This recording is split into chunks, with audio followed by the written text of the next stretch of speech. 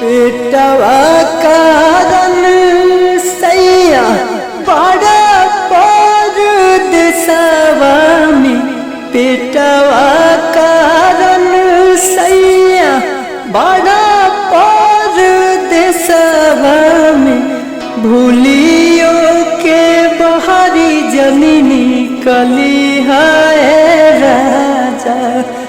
आइल बा कोरोनावा से डरी है राजा।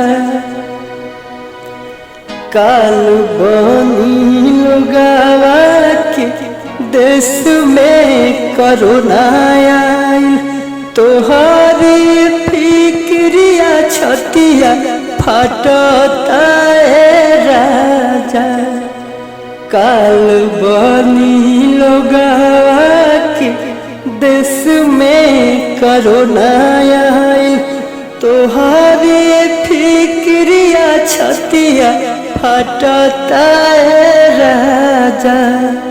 लिही गठियाई बतिया पानी लिही मोदी जी के, लिही गठियाई बतिया मानी लिही मोदी जी के। भीड़ वाला जगह जानी जई है राजा। आइल बा कोरोनावा डरई है राजा।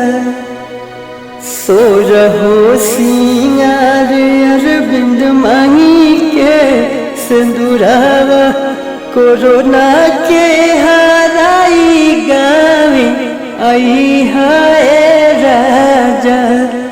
सोरहो सिंगार अरविंद मांगी के सिंदूरावा, कोरोना के हराई गावे आई है राजा।